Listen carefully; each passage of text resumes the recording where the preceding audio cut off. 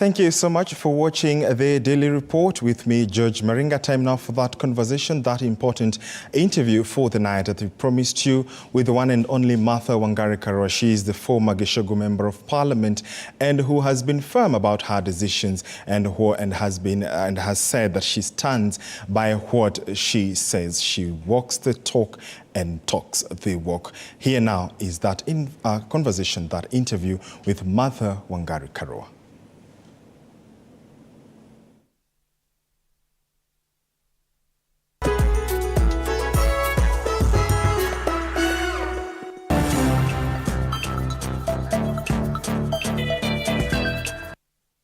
Yes, you're watching Daily Report on TV47. My name is Fred Indimuli. Today we're very much privileged to be granted this interview, to have a one-on-one sit-down with none other than Martha Karua, the NARC Kenya party leader. She has served as a Justice and Constitutional Affairs Minister in this country. She has also served as a Member of Parliament for Gishogo constituency. She ran for presidency in 2013 on a NARC Kenya party ticket, and she was the Azimio La Umoja One Kenya Coalition presidential running mate in the 2022 elections. Senior Counsel, asante sana. Thank you for granting us this interview. Thank you. You only forgot that I was water minister. Apologies. She has also served as a water minister in the Kibaki administration. Yes. We've learned through the social media that you this year turned 66 years old, and I'd just like to wish you happy birthday belatedly. September ended. I thought that ran through September, but thank you. There is a significance also because Kenya is also turning 60 this year. And at that age, you tend to have a clarity of thought on what you stand for, clarity of thought on what you aspire to. And I'm just wondering if you may draw parallels between your own life and the existence of this republic. Do you think that we are somewhere where, as a nation, we are clear on where we're heading? I think not. There are dark and ominous clouds hanging over Kenya. And because you said I draw a parallel, I want to tell you that I've always been clear of what I stand for and what I want.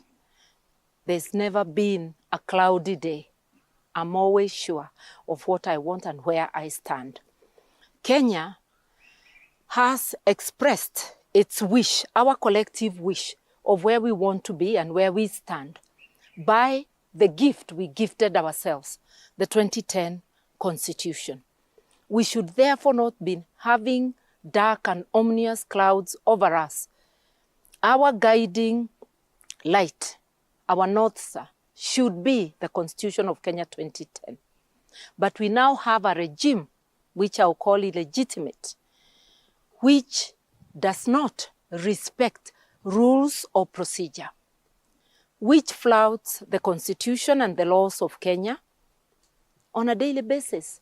And that is why today, Kenya at 60 is a sorry day. It's coming less than a week after the most inhuman demolitions at Mavoko. And yes, they are not the first demolitions in Kenya. Two wrongs don't make a right. So you can't tell me because there were demolitions yesterday, we need to have that kind of thing. Mass demolitions, therefore causing destitution and homelessness to thousands. I don't know whether those children are going to school anymore. I don't know where they are living with their parents. I don't know what's happening to those people. It is atrocious, and it clearly shows we are a country without direction, without vision. And why do I say this of Mavoko? This is whether occupied rightly or wrongly. I don't want to get into that debate. Portland had advertised previously, and it is still the case. They want to dispose of that land. They had even gone as far as saying they'll give the first option to those people who are occupying. Why would you then demolish? This is an administration, this Ruto administration, where Ruto himself, who has been in several land controversies, declared that anybody who builds on land that is not theirs, they will no longer be demolishing. The government itself or the administration itself will get in and help negotiate. What was so difficult about doing it at Mavoko? Why demolish it with police and by force the next day after the judgment, knowing there is a right of appeal, as though to gleefully extinguish the subject matter so that even when you appeal, redress or being restored into your previous position will be impossible. And on that issue about the Mavoko demolitions, Azimio released a statement condemning the actions. And in that statement, there was a curious assertion about the amount of time between when the judgment was made by the court and when the government moved into action to demolish the houses. And they said that it would appear someone knew how the court was going to pronounce itself and stood ready to swing into action. Isn't that an indictment on the judiciary, if at all, or some judicial officers, if at all that can happen? It is a serious indictment that you can move almost simultaneously with the judgment, like you had a copy, and the police are ready. A demolition site is not a security site where you cannot even allow people to be in the vicinity, where you have to forcefully remove the owners. When they realized social media was getting blow-by-blow account of the demolition, they couldn't let anybody in, not even the Azimio leadership. Portland Cement has no power, no police officers to mount this. Now, a lot can be said about the various organizations or institutions that would protect Kenyans from such kind of action, and the legal fraternity is one of them. You're a member of the LSK, you served as Justice and Constitutional Affairs Minister, you're a senior counsel yourself. What does it say about the action of the legal fraternity, lawyers in this case? Many of those who engaged in these transactions may have employed lawyers at one point or another. If at all the legal fraternity is not able to protect Kenyans through legal advice probably, from such actions, who will? That should be the first line of defense. Let me say this. There are good lawyers and bad lawyers, like in any profession. Honest and dishonest lawyers. But the legal profession has acquitted itself as a body, as a defender, foremost defender of the rights of Kenyans, and especially under the current chairmanship. It is doing what it ought to do, assist society and the administration on matters of justice. I would say this, let us not shift the blame to professionals. The real blame, even though there are many others inside there who will share blame, is on the Ruto administration. You have sworn to defend and protect the Constitution. The job you claim to hold, whether legitimately or illegitimately in this case, is given to you by the people of Kenya. That is not a position. That is your birthright. It is bestowed on you by Kenyans, by the Constitution, to protect them. So everything you do must be in public good. This action of demolition is malicious because it is planned to inflict maximum damage. Even if at the end of the day demolition had to happen, you would allow people time to remove their treasured goods and to even salvage the building materials that they can. You know, you wouldn't pounce on them that way. Imagine schools are just about to close this month. Why would you do that to prevent children from closing school? What would we say about the other organizations, now even away from the legal profession, the EACC, of which back in 2015, the then governor for Machakos had already written to the EACC, so they were appraised of what could be going on this piece of land, yet they failed to take action. We've seen the DCI come later after the fact to start investigating it. What would you say about these institutions? Let me say this, that right now, the institutions I would call out is mainly the Kenya National Commission on Human Rights, a constitutional commission. When you see rights of people being violated, we want to see the National Commission boldly telling the government the style of evicting people and demolitions is contrary to the letter and spirit of Constitution. It's against the law, and it's against international law, and our Constitution makes international law part of the laws of Kenya. I would want to hear them calling out the government because we pay them. They are an independent commission. I know that occasionally they do it, but I want to hear their voice on this. And if it had come on day one, if they themselves as a commission had gone to court to halt the demolitions so that if they have to be done, they are done in a better manner, I would want to see people raise their voices, and they are raising their voices against what is happening. Imagine if floods came, like we are expecting El Nino, or any accident occurs, like we've had terrible and grisly road accidents, where people are involved, numbers that are beyond 10. It's a humanitarian crisis, especially where it's more than 100 people. Even when the government has nothing to do with it and administration has nothing to do with it, the duty of first aid, of humanitarian assistance falls with the regime. Why would you create a humanitarian crisis? Evictions, even when they are legitimate, there has to be notice. And if it's a mass eviction, the administration has to involve itself in knowing what alternative sites can these people move to as they prepare. This is something that is so hurting. It is so bad. I'm imagining someone demolishing my home and then I have nowhere to go. Sometimes to build, people take loans. It's just crazy. Questions are also being asked now that you've mentioned the Kenya National Human Rights Commission. And generally, the performance or the activities by civil society in responding to or agitating for the issues that afflict Kenyans at the moment appears to have dimmed down quite a bit. Questions have been raised about the response to even the cost of living, and people asking, where is the civil society that used to be as active probably back then when we were agitating for multi-party democracy? I will say that civil society has been with us. I've noticed it myself. When we were demonstrating on cost of living, they had their own demonstrations and were brutalized as much as we were brutalized. When during the last demonstrations in July, there was mass murder of over 50 people, because the total demonstrations, there is more than 75 deaths that we know. If you look at the Azimio suit in court, civil society was there. There was a very good statement by LSK in conjunction with Amnesty, in conjunction with Kenya Human Rights Commission, the NGO. And in this particular one, there was a feeble voice also from the Kenya National Commission on Human Rights.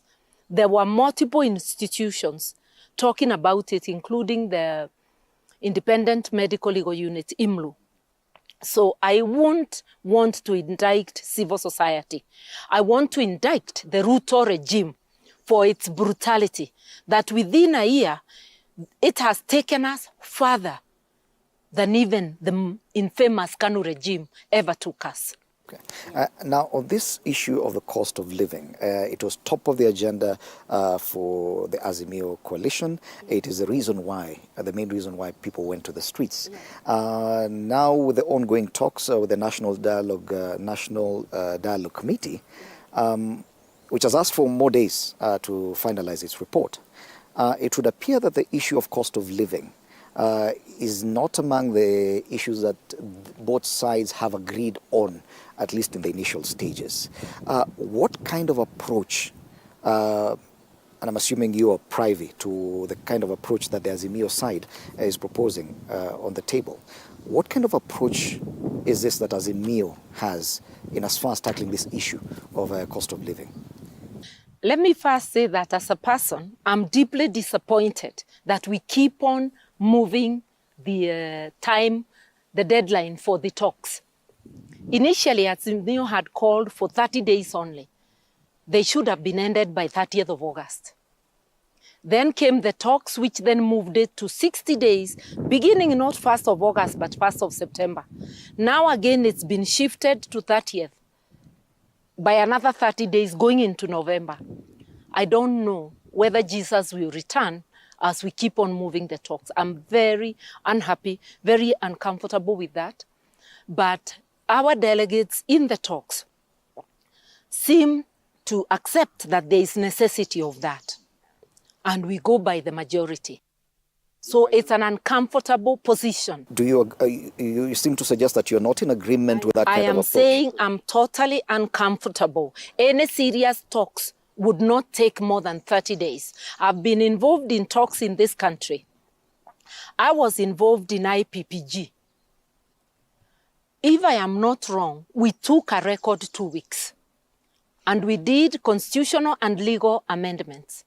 And this was an ad hoc committee of parliament. We didn't even go to pass a motion. It's not necessary for people to pass a motion. It is the agreements that you bring that then go to parliament to be passed either as legislation or as policy. So even going to parliament is sort of like dilly-dallying, filibustering. And if you remember the post-election crisis of 2007, the Annan talks took just a month. They were very serious. And they had very serious and far-reaching implications. We had a crisis bigger than the one we have. Where there is commitment of the regime, because people outside government have commitment because they're the ones who agitate for the talks. Where a regime is serious, talks should never exceed a month. And where you see a regime bringing its own issues, which were not subject of the demonstrations, know that they're buying time. The Ruto regime needs time. Kenyans need action. For them, time is a savior. It looks, for me, from where I sit, I am saying that we have to be very careful, and this I tell to our delegates all the time.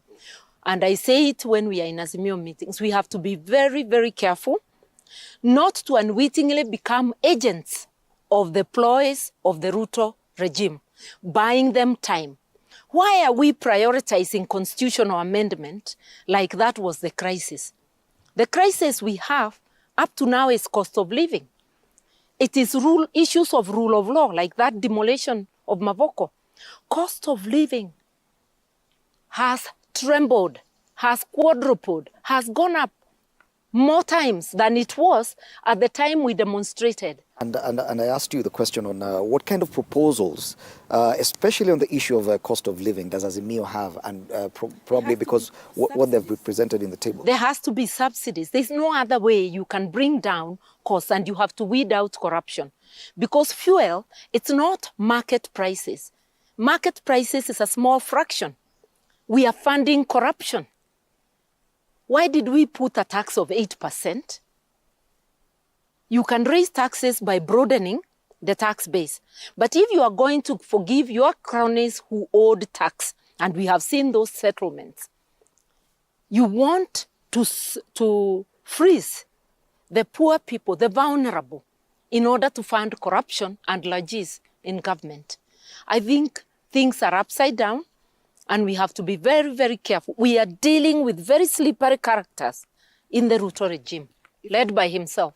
If at all these talks are going to be of any consequence, what in your own opinion would be the most notable or useful consequence of these talks? Cost of living, and it's not just about issues of food and energy. It's about school. It's about health services. All the things in Article 43, basic needs. It's about how, people being destitute and having where to stay. We give social support so that people stop to be destitute.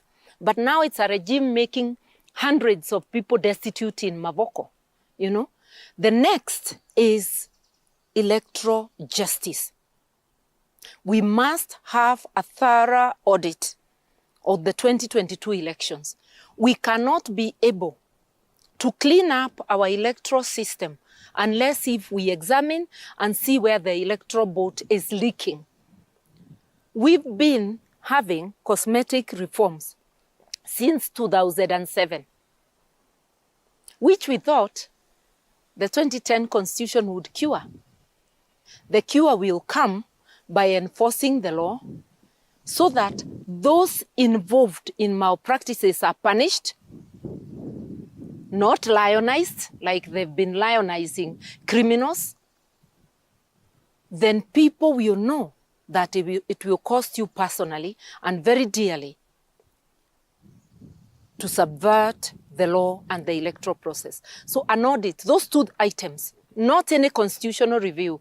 If we wanted to fulfill the 2/3 gender rule, we actually do not need any constitutional amendments. Because Article 27 says it, the IEBC can assess what is needed and distribute those posts proportionately to parties. The Ruto regime, nobody has tied their hands. Why isn't cabinet compliant? Why aren't the posts of PSs and other government appointments compliant? This is a non-compliant regime telling you that open the constitution, then we will comply. If you cannot comply with it as it is, my problem is you teach them how to open the constitution. The next thing they'll be doing a Museveni or whatever, extending the term. And you have heard them hinting. Yet the conversation increasingly is heading towards that some of the consequences of these talks could actually lead to a possible relook at our laws. Do you think that it is time to revisit that? No, the urgency of now, cost of living, electoral justice. And should those issues bring the need to relook at our laws, then I would be party to it. What do you say to the suggestion that, to the proposal to create the office of the official leader of opposition? Again, totally unnecessary. The opposition in parliament, in a presidential system, is called the minority. And yes, in Azimio, a majority supported BBI. I was in the no team. And I am not saying the constitution cannot be amended. Once we deal with the urgent issues of cost of living and electoral justice, and those issues will cover rule of law issues which this regime is not following, then I would be comfortable, because as a nation, we cannot say that those who find there is a need should not have an opportunity to persuade those who feel there isn't. So I am saying, because there are a number of people who feel it should be opened, can we deal with first things first? And then I'll have ears, and many Kenyans will have ears to listen to that debate. Let's now go back to probably to the genesis of how this talks even began. Yeah. And it is said, and I think there were revelations that the Azimio La Umoja One Kenya coalition leader, Raila Odinga, and the president, William Ruto, had a meeting brokered by the former Nigerian president, Olusegun Obasanjo. Are you comfortable with that approach, or would you have preferred a different kind of route to this discussions? Let me say this, that there is no route, hard and fast rule of which route. But once you meet, and our leader in Azimio did come back to us before anything was farmed, and we helped him to farm up. So he fulfilled his responsibility of collegial decision-making within Azimio. Was a decision for him to agree to a meeting, a collective decision within Azimio? Let's not go too deep, because you cannot fetter a leader. Even for me as a leader of NARC Kenya, I can meet, but I cannot commit. You commit after you come back to your executive. In this case, he came back to us. He did not commit. I see nothing wrong in the approach. But I see something wrong in how the regime is making us dance around a pole, getting nowhere, you know? There is sincerity. There is sincerity in our leader, in Azimio La Umoja. He's a man with a large heart, a man committed to the welfare of Kenyans. But on the other side, I see a fox, a cunning fox, that has no intention of honoring the needs of Kenyans or even the laws. and even the talks. And if it is different, may I be pleasantly surprised. And I will withdraw and apologize. But for now, I see a cunning fox. Yes, you're watching Daily Report. We're still here with Martha Karua, the NARC Kenya party leader. But for now, let's take a short break. We'll be right back.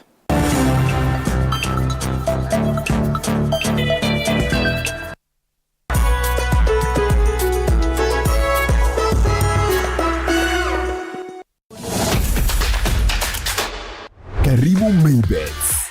New customers are rewarded a free bet worth 50 shillings. To register, SMS the word JOIN to 29098. Join now at maybets.com.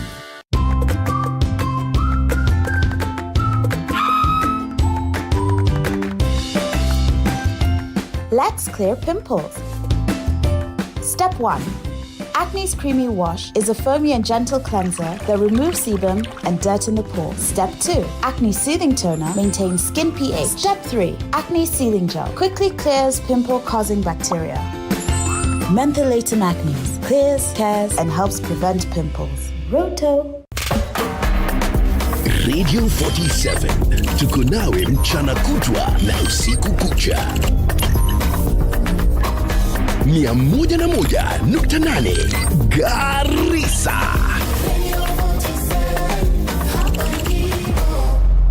Tunavuma na bado.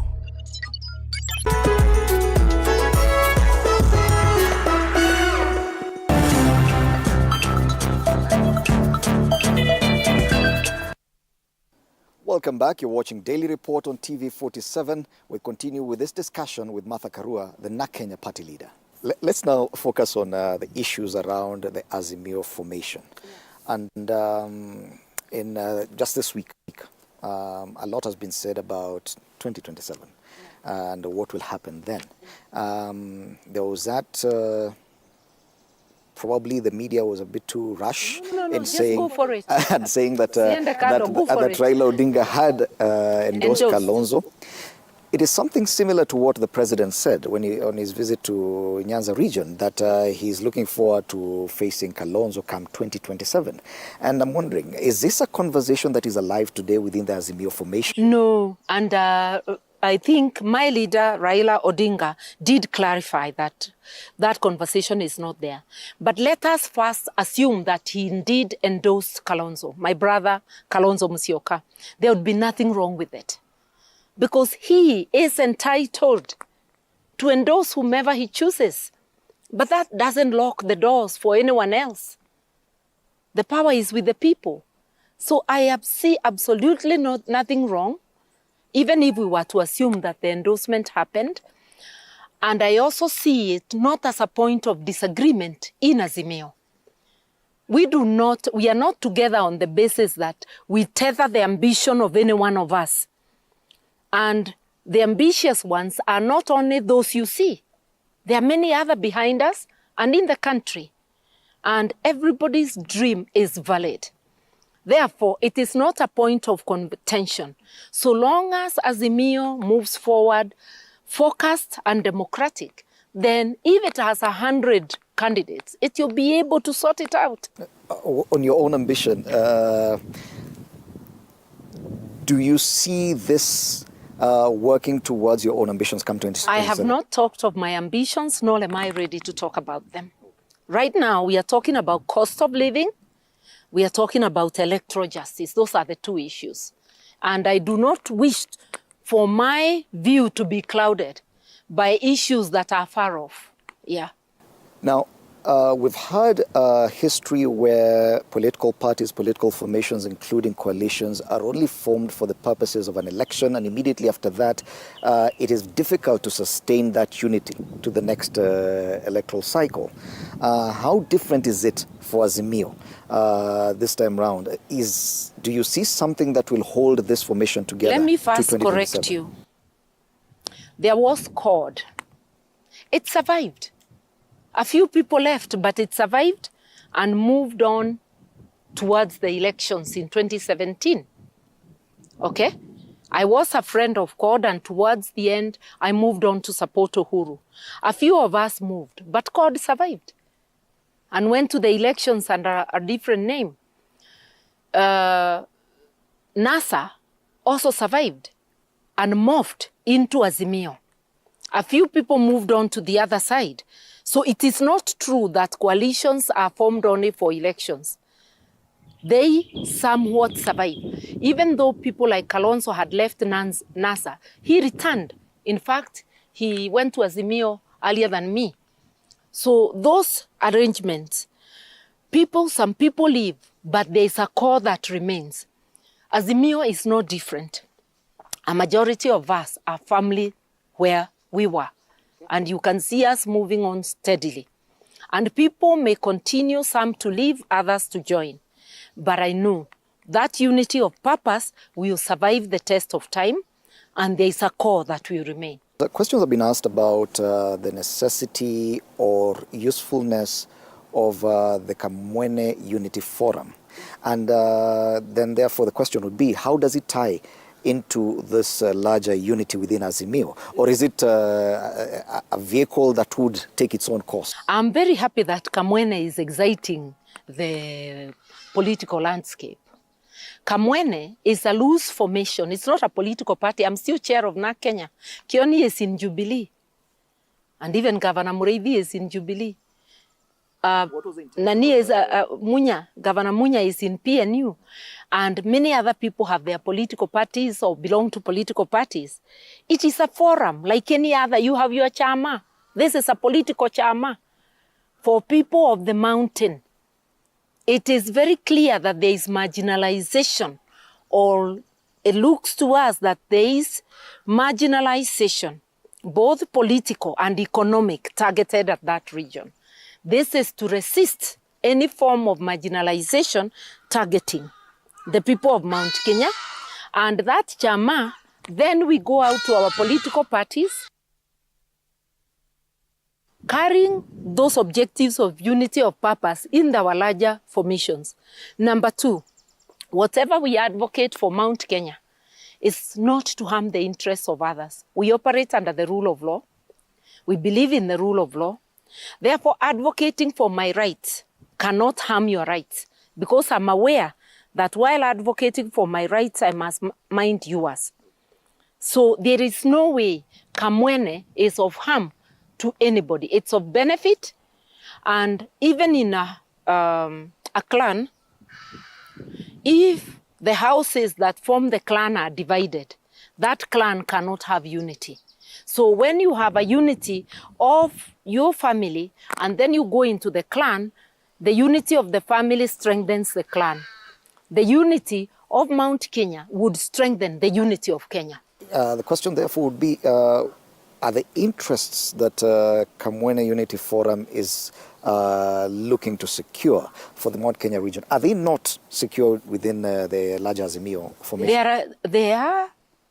In fact, we shall input on the larger Azimio, but we must caucus. This is just a loose caucus.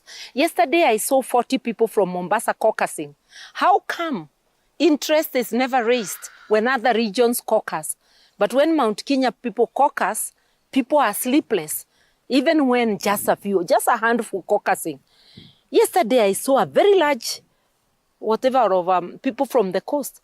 I've seen people from Luhyaland caucusing. I see my leader going back and they having not a caucus, but the other time there was Lake Basin formation. Those are caucuses. And they do not work against Azimio. I see my brother Kalonzo Musyoka caucusing also. And I see every other leader caucusing. Those home caucuses actually will eventually strengthen not just Azimio, but the unity of Kenyans. And beyond those caucuses, you'll see me in many spaces. You'll see me with civil society. You'll see me with any other group that calls me. And all those caucuses will pour in strength into the spaces I belong to. Let's now talk briefly about the issues around Mount Kenya and the Mount Kenya interests surrounding the Mount Kenya region. And the whole debate about representation, 1 man, 1 shilling, 1 vote, comes into play. There is the expected boundaries delimitation and review, whose deadline comes up in March. And that would have addressed a lot of this debate. Is this the kind of discussion that Kamwene Unity Forum is looking at? Obviously, the number of MPs we have in proportion to the population, our voice has been diminished. That is one of the issues. As Kioni famously put it, when Ruto went to Sagana and leaders from Mount Kenya tried to bring up that matter, reports in the press were that they were shut up. And therefore, from Sagana, instead of 1 man, 1 vote, 1 shilling, the mantra that came is 1 man, 1 plate, 1 soda. You remember there was Muchele na nyama. Yeah. So they were told to be content with 1 man, 1 plate, 1 soda. These are the things we are discussing. Are you saying Kamwene was in reaction or in... No. Among the issues. You asked me among the issues. Yes. Remember that if it is people like Kioni, Mureithi, and all the others, and Munya, they were actually part of the BBI, and those were the issues they were pushing. I was not a fan of BBI, but I'm a fan of equity and equality. And the Constitution clearly spells out that after 8 years, after 10 years, the constituencies saved are no longer saved, and delimitation of boundaries must follow as closely as possible population, because you represent people. And even allocation of money should follow population. Issues of marginalization should and must be addressed. But there is Article 204 of the Constitution on Equalization Fund, where marginalization can be looked into. And marginalization is mainly on infrastructure, basic infrastructure that delivers the basic needs to the people. And those are issues you will find in the hitherto marginalized areas, which include certain sections of urban places. Like in Nairobi, all our sprawling slums, those people are totally marginalized. The people in arid areas, ASO areas, are marginalized still in terms of infrastructure. And blame is to the successive governments of this country, but also some blame, proportionate blame, to the governors who have occupied the positions. Because if you look at the billions that have gone into, we are not able to see proportionately even a tenth of the marginalization having been covered. There is some good that has come, but not proportionate. So we need 2 things. We need equality of vote. We need equality in share of the bulk funds, whether for devolution, CDF, and any other. But we also need equalization fund to be properly funded, not 10 billion. It should have hundreds of billions for infrastructure, but again, shared and utilized above board. Let's stay with this debate or discussion around delimitation of boundaries and the deadline specified by the Constitution.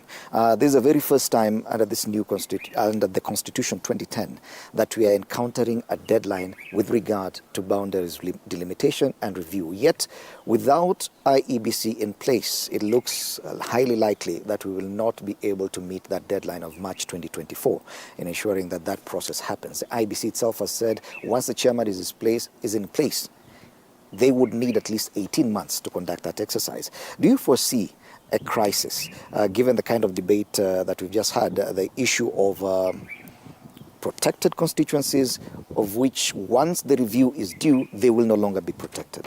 The crisis we have is to first clean up that space. Clean up that space. And I would blame any crisis in terms of time directly on Ruto and his regime. They harassed and pushed away 4 commissioners who would be in place now, just because they dissented with this blue-eyed boy, Wafula Chebukati, and the 2 others. And where the court, if I may use its language, made a hot air ruling that made a minority of 3 the majority and ignored the protests of 4. Thereafter, Ruto hounded them out of office. So that crisis is of his own making. Yeah, we should not rush anything because of that. Because this is a very critical institution. And I keep saying, if we don't set right electoral justice in this country, it may end up being the ruin of Kenya. We have a responsibility to set it right without any undue pressure. If we fail to meet that deadline, and we failed before to ensure the 2/3 gender rule is implemented for about 13 years now, are we setting a precedent where we can defy some provisions of the Constitution and still proceed as if nothing has happened? But the Ruto regime has been so good in defying all that. If you look at the cabinet he employed, it all defies Chapter 6. Very few can pass Chapter 6. If you look at the characters he has appointed to public offices, they all defy Chapter 6. So, what the crisis is having this regime in power.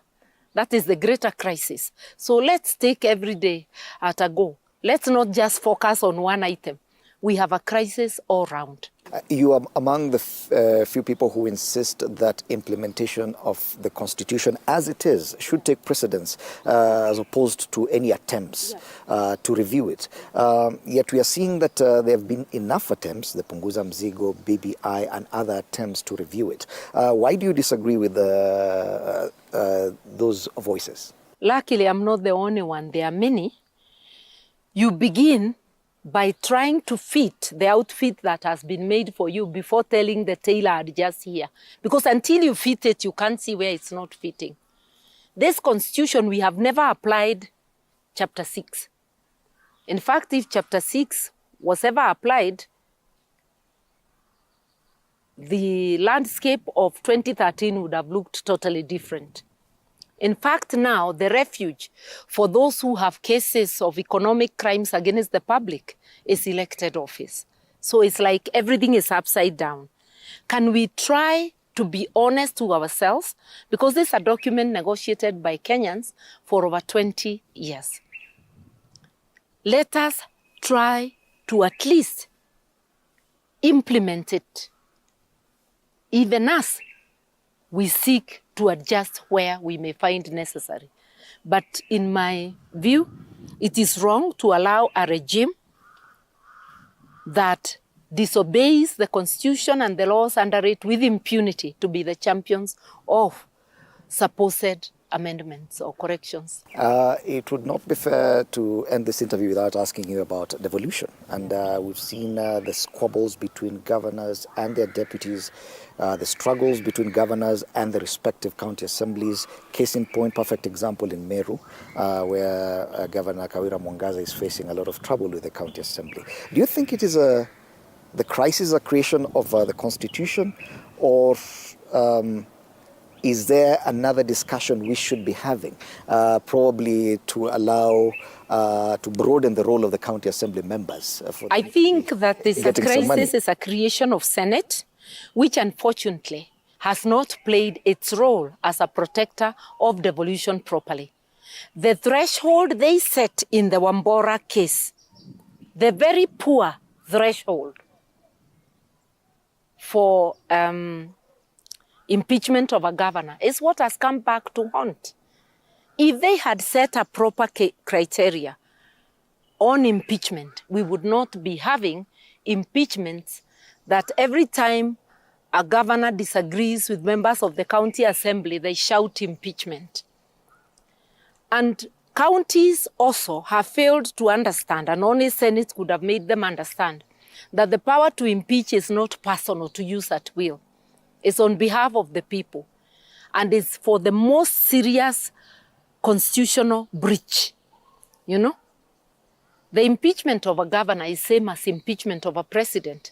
And I argued the very first time they wanted to impeach Governor Karua, and they actually did, and Senate saved her, was that what she was being accused of roadside appointments. William Ruto had already made roadside appointments and had not yet been impeached. If you remember, he had appointed Kome as IG, forgetting there was a police service commission.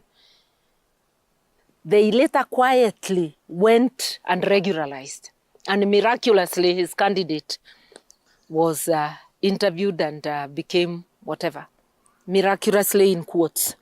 So if Karua was being impeached for employing someone, then there should have been a Ruto impeachment. And it's not Ruto alone. Some of his CSs, including Kindiki, who is a lawyer, he had roadside promotion. If you remember, of an officer at whatever. I am sure he also went round and went back to the commission for that. I gave a few examples. So, whereas I'm not saying governors should be let to do wrong things, Senate must rethink how they handle impeachments. When they sit as a court.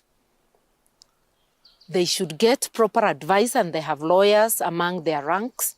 And you don't have to be a lawyer to know what would be a gross violation of the Constitution. And they should raise the bar. The Senate's role is to be a guardian angel of devolution. Wake up, the Kenyan Senate, and play your role. And finally, now that we're talking about the Senate, generally the Houses of Parliament have been accused of neglecting their duty. What would you say, because you've served in the National Assembly, what would you say about the conduct of the 13th Parliament? I would just say that they are a pale shadow of what a parliament should be. That is not to say that they are not, it's not to ignore the fact that there are some very, very distinguished legislators who are doing marvelous work. But generally speaking, a pale shadow of what parliament should be. And at the risk of being told that I'm being selfish, I think we last had a parliament in 2012, the 12th parliament. Yeah, we haven't had a proper parliament afterwards. Martha Karua, na Kenya party leader, any final thoughts to add? I just want to tell Kenyans we are passing through a hard time. We have something to do with it. Let each one of us ask themselves, what is it that you and I can personally do to make this nation? What can you do if you are in the judiciary to be true to your oath of office? What can you do if you are in the police force? If you're a procurement officer, if you're a doctor, if you're an ordinary citizen, if you're a voter, how else can you employ your vote? We need a conversation with ourselves. Things have gone south, but only me and you can clean this mess. I have pledged to spend my life attempting to clean the mess. I will do this so long as I have breath in me. Are you committing yourself? Thank you so much, Martha Karua, and even for agreeing to this interview. You're watching Daily Report on TV47.